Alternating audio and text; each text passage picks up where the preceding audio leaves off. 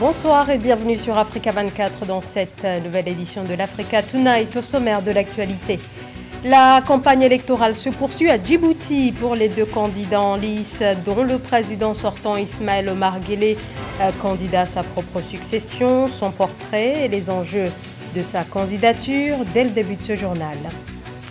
Il y a une vie après le pouvoir, les mots du président nigérien Mahamadou Issoufou.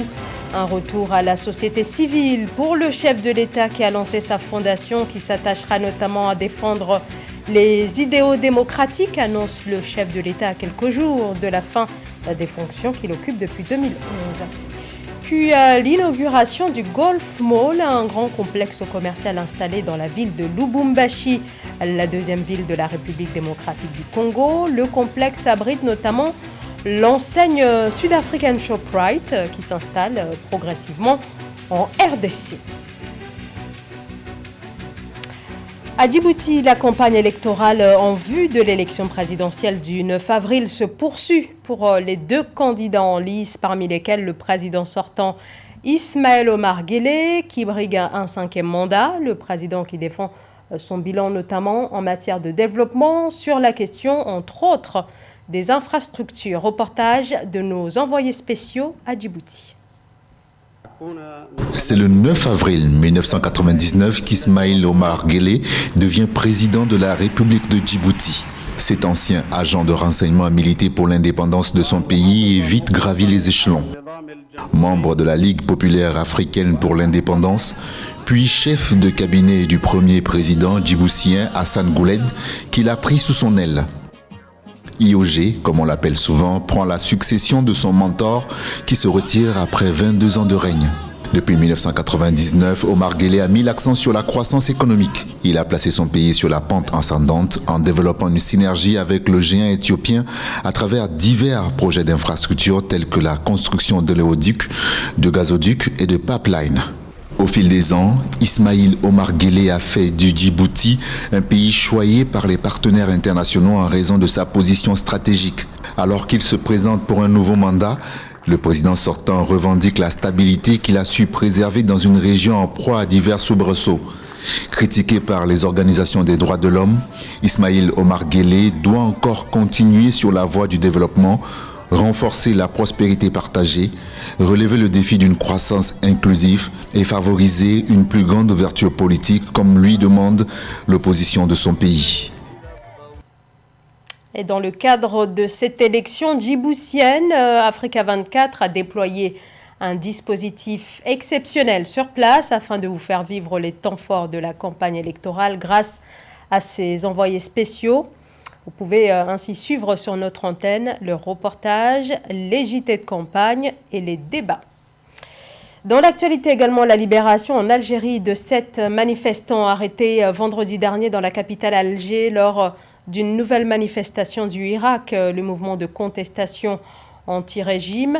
Leur libération est intervenue dimanche. Une centaine de personnes s'étaient regroupées près du tribunal pendant leur comparution pour exiger leur libération en Algérie où la mobilisation a repris depuis le 22 février après une année d'interruption due à la crise sanitaire. Alors qu'il s'apprête à céder le pouvoir le 2 avril prochain, le président nigérien Mahamadou Issoufou a lancé sa fondation qui entend notamment intervenir sur des questions qui relèvent notamment de la démocratie, des sujets aussi liés au développement et à la promotion de la paix. Reportage signé Sadou Alizé Mokhtar, correspondant au Niger. Il y aura une vie après la présidence, disait le président Issoufou Mahamadou dans une de ses récentes déclarations. Cette vie d'après-présidence ne sera pas du tout repos pour le chef de l'État nigérien en fin de mandat. En effet, Issoufou Mahamadou entend poursuivre ses actions au service du développement du Niger à travers la FIM, Fondation Issoufou Mahamadou, dont les domaines d'action sont entre autres la démocratie et le panafricanisme, la paix, mais aussi le développement du capital humain. Dans moins d'une semaine, j'entamerai une nouvelle vie, une vie différente, mais une vie qui sera caractérisée par la permanence de mes convictions, c'est-à-dire des valeurs auquel j'ai toujours cru pour animer une fondation. La fondation Issoufou Mahamadou. Avec pour devise penser pour agir, la FIM entend promouvoir des valeurs de diversité, d'efficacité, d'équité, d'intégrité, de participation et de transparence. La fondation Issoufou Mahamadou s'attachera aussi dans la promotion des idéaux démocratiques, notamment en encourageant les débats d'idées. Des actions de développement durable dans les domaines économiques, politiques, social, culturel et environnemental seront au cœur des activités du FIM. Les revenus tirés du prix Mo Ibrahim serviront entre autres au financement des activités de la Fondation, investir dans l'éducation, notamment dans la scolarisation des jeunes filles, dans la santé, notamment dans la santé de la reproduction, dans l'accès à l'eau, feront partie des priorités de la Fondation Issoufou Mahamadou. Pour rappel, la décision du président Issoufou Mahamadou de ne plus se présenter pour un troisième mandat dans un contexte sous-régional et continental où cela semble devenir la règle, lui a valu, selon les analystes, une grande reconnaissance à l'échelle internationale. Il s'est ainsi vu attribuer plusieurs prix, dont celui de Mo Ibrahim pour le leadership africain et le trophée de l'Africain de la décennie. La 53e session de la conférence des ministres africains des finances, de la planification et du développement économique qui s'est clôturée le 23 mars a été cette année placée sous le thème de l'industrialisation durable et la diversification de l'Afrique à l'ère du numérique dans le contexte de la Covid-19. Et les différents acteurs ont insisté, entre autres, sur l'importance de développer l'économie verte, mais aussi sur la nécessité d'encadrer le secteur informel. Philomentine. Les pays africains devraient davantage investir dans les technologies vertes et les secteurs informels et ruraux pour assurer la relance économique. Telle est la recommandation faite dans un rapport par le comité d'experts de la conférence des ministres africains des finances. Après une récente conférence des États africains et des gouvernements africains, il en est sorti que nos États devraient jouer sur l'économie verte, car on sait que les économies vertes sont les économies de croissance de demain, avec des possibilités de concilier la croissance économique avec l'objectif de préserver nos ressources, car on sait que malheureusement en Afrique, nos ressources sont surexploitées et dégradent l'environnement. Toujours selon ce rapport, la relance économique du continent passera nécessairement par la promotion des investissements verts et des petites et moyennes entreprises, en particulier dans les économies dépendantes des combustibles fossiles. Il s'y ajoute le relèvement des défis liés au secteur informel et rural. L'objectif aussi est de jouer sur les petites PME afin de développer des PME locales et surtout de développer l'économie formelle au détriment de l'économie informelle qui est très présente dans nos pays. En plus de cela, il faudrait aussi jouer sur la dette publique, car on sait que nos pays sont très endettés et il faudrait avoir une croissance qui soit soutenue sur le long terme afin de pouvoir payer nos dettes et pouvoir jouer sur une croissance qui soit plus inclusive et avec nos dettes qui soient remboursées et surtout avec une croissance qui puisse bénéficier aux populations les plus démunies, avoir une croissance qui soit inclusive. Donc je pense que c'est les principaux enjeux de nos économies de demain. À l'instar des pays développés, les pays africains ont chacun à leur niveau organisé la riposte contre les conséquences économiques de la pandémie de Covid-19. Mais des incertitudes pèsent sur les projections de croissance économique du continent dans le contexte actuel, indique le comité des experts de la conférence des ministres africains des finances.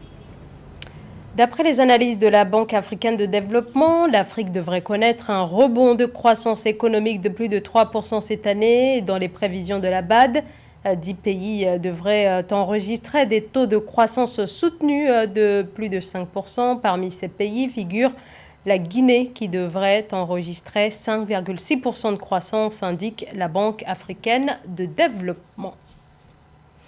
Shoprite poursuit son expansion sur le continent, notamment en République démocratique du Congo. Après Kinshasa en 2020, le géant sud-africain de la distribution est désormais à Lubumbashi, dans la province du Haut-Katanga, où un complexe commercial dénommé Golf Mall a également ouvert ses portes. C'est un sujet de la rédaction. Inauguration dans la ville de Lubumbashi d'un complexe commercial appelé Golf Mall. Construit sur un espace de 1 hectare, soit 10 000 m², sur une surface bâtie de 5 500 m². Ce mall abrite Shoprite, la société sud-africaine qui s'installe progressivement en République démocratique du Congo. Pour la population de cette ville, c'est un ouf de soulagement. Shoprite dans la ville de Lubumbashi, c'est une délivrance.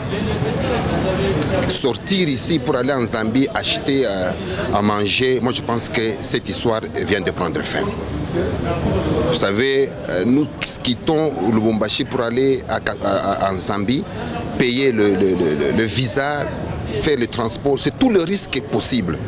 Mais Shoprite vient d'arriver dans la ville de Lubumbashi. Situé au Golfe, un quartier riche de Lubumbashi, Golf Mall est construit par Rigost, qui est une société congolaise de génie civil. Dans un contexte où l'accès au marché a toujours été un réel casse-tête pour les sociétés locales, c'est donc une preuve de savoir-faire des Congolais qui est ici mise en exergue, estime l'ingénieur John Agaré, CEO de Rigos. Ce n'est qu'une fierté pour les entrepreneurs congolais, c'est une fierté aux jeunes ingénieurs congolais, c'est une fierté aux main-d'œuvre locales. Jadis, ils disaient que voilà, les gens ne font rien, les gens sont paresseux, mais je vous assure, 95% des main-d'œuvre que nous avons utilisées ici sont venus de Lubumbashi. Les entreprises qui ont eu à sous-traiter ici sont venues de Lubumbashi. Nous avons travaillé ensemble, main dans la main. Avec sa densité, la République démocratique du Congo est un marché intéressant pour Shoprite qui nourrit l'ambition de se déployer à travers tout le territoire congolais. Déjà présent à Kinshasa, cette société commerciale vise désormais la ville de Kolwezi, dans la province de Lualaba, où les travaux de construction d'un autre Golf Mall doivent être lancés dans quelques mois, toujours avec Rigos, qui a aussi construit le Golf Mall de Kinshasa. Le ministère égyptien de la Santé a lancé dimanche la deuxième phase de la campagne de vaccination contre la poliomyélite. La vaccination est gratuite pour les enfants âgés de 0 à 5 ans. Plus de 16 millions d'enfants pourraient être concernés. Le dernier cas de poliomyélite en Égypte a été enregistré en 2004 selon la médecine préventive. Retour à présent sur le marathon de lecture en ligne organisé par l'OIF, l'Organisation internationale de la francophonie. À l'honneur notamment tous les enfants dispersés de Beata Umumbiyei Meres, autrice originaire du Rwanda, dont l'œuvre est publiée aux éditions Autrement. Siamlo Victoria Sedji. Il aimait les plantes exotiques et les africaines. 243 pages lues en moins d'une journée, à tour de rôle, chacun tenant sa partie comme une course de relais. C'est ce à quoi se sont attelés 31 passionnés du livre dans un marathon de lecture virtuel organisé ce samedi 27 mars. L'objectif de ce marathon est qu'à la fin, un roman puisse avoir été lu entièrement. Le roman « Tous les enfants dispersés » de l'auteure rwandaise Beata Umumbiyei Meres, lauréate du prix des 5 continents de la francophonie en 2020. Était à l'honneur. Je ne connaissais pas le principe du marathon de lecture, donc c'est vous qui me l'avez fait découvrir. Je trouve que c'est une initiative fantastique et qu'en plus je puisse vous rejoindre à un moment donné et qu'on puisse continuer à partager ça, c'est collectif. Et dans ce collectif naissent où s'expriment des sensibilités diverses, et c'est ça qui est intéressant. Mais c'est aussi symbolique de ce qu'est la francophonie. Sans espoir pour tester Taruya. La lecture était suivie d'une discussion avec l'auteur. Les participants provenaient de divers horizons, du Sénégal, de la Côte d'Ivoire, de l'Allemagne, de la Bulgarie, etc. Avec l'engouement de la découverte et du partage, quelques valeurs de la francophonie qui permettent de construire l'avenir. On est tombé sur ce marathon de lecture et on a saisi l'opportunité. Je suis tellement contente. J'ai jamais parlé avec un auteur et aujourd'hui je suis là devant un auteur et ça me touche vraiment. L'événement, qui n'en est pas à sa première édition, était diffusé sur la page Facebook de l'Institut de la francophonie pour l'éducation et la formation. IFEF. Le choix de l'écrivaine émérite Beata Umumbiyei Meres se voulait aussi crucial. Le 20 mars 2021, la journée internationale de la francophonie était célébrée sous le thème « Femmes francophones, Femmes résilientes. Ce livre illustre parfaitement le thème qui a été choisi pour célébrer le 20 mars cette année, Femmes francophones, femmes résilientes. Et c'est un très beau livre qui traite de thèmes universel. Que savais-tu de l'amour? Le marathon de lecture était organisé par le groupe des Amis de la francophonie à Dakar, la représentation de l'Organisation internationale de la francophonie OIF pour l'Afrique de l'Ouest, sous la coordination de la déléguée de l'OIF à l'enseignement du français dans le monde. Et je vais te la raconter.